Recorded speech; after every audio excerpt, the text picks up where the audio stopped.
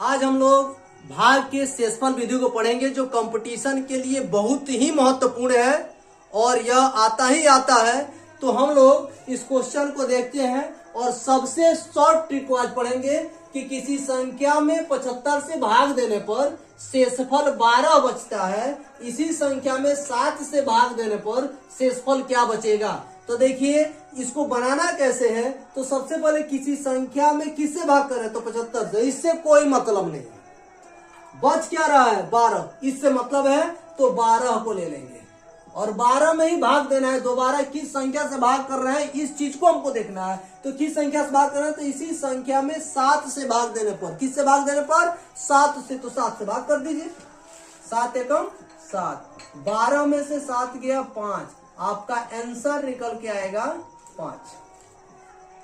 अगर इसी टाइप का क्वेश्चन कर दे कि यदि किसी संख्या में 62 से भाग करने पर शेषफल 42 आता है, इसी संख्या में पुनः 17 से भाग करने पर शेषफल क्या प्राप्त होगा। तो कैसे बनेगा तो हम फर्स्ट में देखेंगे कि पहली बार में शेषफल क्या प्राप्त हो रहा है। तो शेषफल कितना प्राप्त हुआ 42, इसको ऐसे लिख देंगे। और दूसरे वाले वाक्य में जो है इसी में क्या कह रहा है किससे भाग करना है तो 17 से भाग करने की बात कर रहा है। तो 17 से भाग करेंगे, 17 दूनी 34, 12 में से 4 जाएगा 8 बजेगा, शेषफल हो गया आपका 8।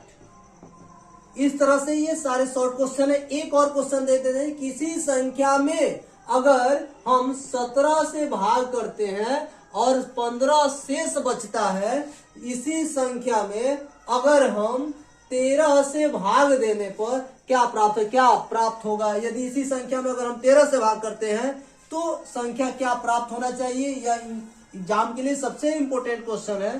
तो यह है 15 और 15 में भाग करेंगे 13 से।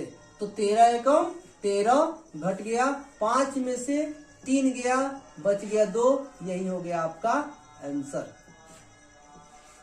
तो लग रहा है कि इस पैटर्न को आप समझ चुके हैं। अब हम सेकेंड पैटर्न को देखते हैं।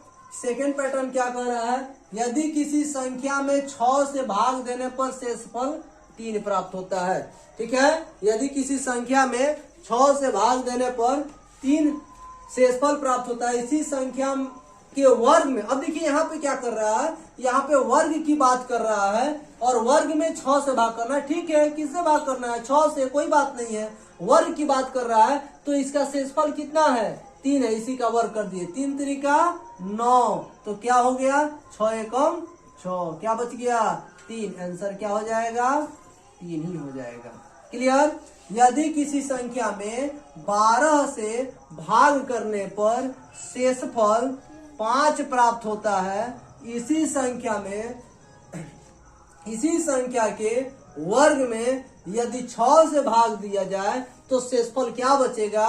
तो इसका भी एकदम शॉर्ट ट्रिक क्या है, शेषफल का वर्ग कर दीजिए, 5 बचे 25 हो गया। और इसी में किससे भाग करने के लिए कह रहा है 6 से, तो 6 से भाग किए, 6 चौको 24, क्या बच गया 1 आपका आंसर हो गया।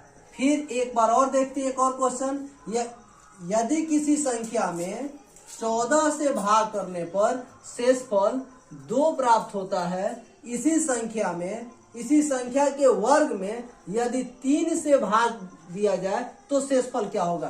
तो किसका कह रहा है वर्ग करने के लिए। तो यहाँ पे सबसे पहले क्या करेंगे शेषफल को देखेंगे। शेषफल क्या है 2 है, 2 का वर्ग करेंगे तो 2 दूनी 4, और किससे भाग करने की बात कर रहा है 3 से, तो 3 को ले लेंगे। तो 3 एकम 3 घट गया, कितना बच जाएगा 1, आंसर आपका क्या हो जाएगा 1 हो जाएगा।